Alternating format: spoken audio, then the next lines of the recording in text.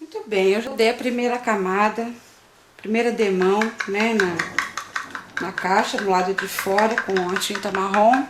E lembre-se sempre, tá? Bate bem a tinta para ativar os produtos dela, porque quando fica parado eles costumam se separar, né? Sempre bate antes de usar, tá? E agora eu vou dar a segunda demão. Vou demonstrar aqui um pouquinho para vocês, que eu quero comentar um detalhe. O cabo do pincel, por que vocês acham que ele tem esse tamanho se a gente só usa aquilo? Se você colocar o dedo perto da virola, que é essa parte de metal aqui, quanto mais perto ficar, mais dura é a sua pincelada.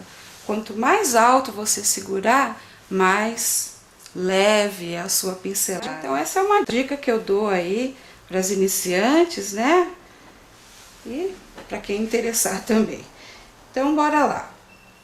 Olha, ele desliza muito melhor, ele fica mais leve quando você segura ele mais em cima, sabe? Que não é à toa que tem esse cabão aqui, não. Senão seria fazer só isso aqui, né? E pronto, né? Seria mais fácil. Mas tem um objetivo.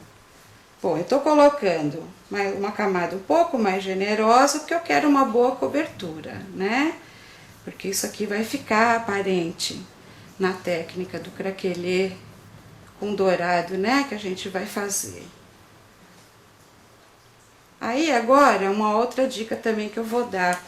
Eu vou deixar mais uniforme essa pintura usando um rolinho que tem um véu aqui por cima, sabe?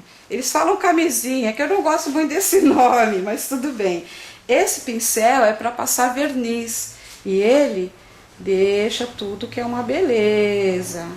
Você passa e a pintura fica bem uniforme, fica bem bacana. Depois que acabar de usar, é só lavar o rolinho. Outro detalhe muito importante a observar é o seguinte: a tinta, depois que seca, fica bem mais escura do que quando a gente vê ela, ó. Tá vendo? Aqui tá seco, aqui tá molhado. Olha a diferença da cor, tá? Tenha isso em mente sempre quando for pintar alguma coisa. E se não quiser correr risco nenhum, pega um pedacinho de MDF tratado, né, com a goma laca indiana, e pincela e deixa secar ou seca para ver qual que é a cor que vai ficar na verdade, porque escurece mesmo, todas elas perdem a intensidade da cor, né? Ó, mais um truquezinho com o rolinho: tira o excesso no jornal, tá? Ó, tira o excesso e aí passa. Eu usava aquele outro, também fica bom, o que não tem esse véuzinho por cima. Mas com esse eu achei que ficou melhor. Tiro o excesso no jornal e passa. Fica bem legal. Aí em seguida já seca. Perfeito, é isso aí. Pintando as bordinhas. Só puxar o pincel para fora da caixa, ó. Tá? É bem facinho, rapidinho, ó. Não tem maiores problemas não, falou? Vou de pintar e imediatamente lava os pincéis e os seus instrumentos de pintura, falou? Dando sequência na nossa caixa com latonagem dourada, craquelado e flocagem. A flocagem já foi feita, já gravei, tá? Tá em outro vídeo, depois você confere aí. Chegou a hora da gente fazer o nosso craquelado. Eu vou usar o craquelê da Dayara, que ele é composto de duas partes, né? Dois elementos, a base e o verniz craquelador. Então a primeira coisa é aplicar a base. Eu já apliquei uma camada. Eu vou demonstrar aqui como que vocês aplicam de preferência. Não enche muito o pincel, tá? Não precisa exagerar, fazer aquela coisa grossa, tal. Não, olha, estica até onde ele for, inclusive porque já está com uma camada, né? Essa aqui é a segunda. Coloca aqui, estica, estica, estica, até onde ele for, tá?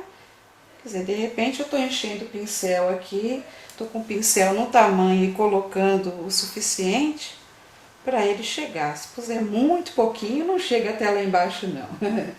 Tem que, né, pra colaborar também.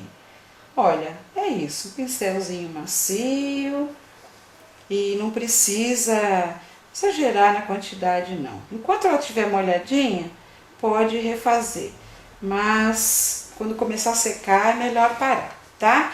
Então eu vou aplicar essa segunda camada na caixa todinha, né, aqui na tampa, na caixa, e a gente vai aguardar um intervalo de mais ou menos 1 hora, tá? Que é o prazo mais ou menos dele secar. Inclusive hoje está muito calor e o calor é o dia ideal para aplicar o craquelê. Em dias chuvosos, dias frios, com a umidade do ar muito alta, não faça craquelê, porque ele não reage bem à umidade do ar alta. Qualquer marca, tá? Isso é uma coisa química, um detalhe, que fica meio leitoso. Mas não se preocupa não, porque depois que secar tudo, olha, fica normal, tá? Ok, ok, olha só. Viu como quando ele seca fica totalmente transparente, sai aquele esbranquiçado, né? Então agora é a hora de aplicar o craquelê. O craquelê ele tem basicamente uma regrinha. Se você aplica bastante, por exemplo, eu vou usar um pincel largo e vou aplicar uma quantidade generosa. Por quê? Porque eu quero cracos grandes, eu não quero aquele que fica miudinho, tá? Se você quiser um craquelado menor, usa um pincel menor e coloca menos craquelador. Basicamente é isso, tá? Então eu vou demonstrar aqui um pouquinho da aplicação do craquelador. Olha, generoso, tá? Bastante no pincel mesmo. E aí você mais deposita do que pincela. Vai depositando em várias direções. Na vertical, na horizontal, inclinado. Vai cobrindo toda a superfície com calma, tá? Não precisa ter pressa. Até cobrir tudo. Isso aqui é a tampa, né? Ela vai ser recoberta com a latonagem, mas eu prefiro fazer o craquelado inteiro na tampa. Basicamente é isso, gente.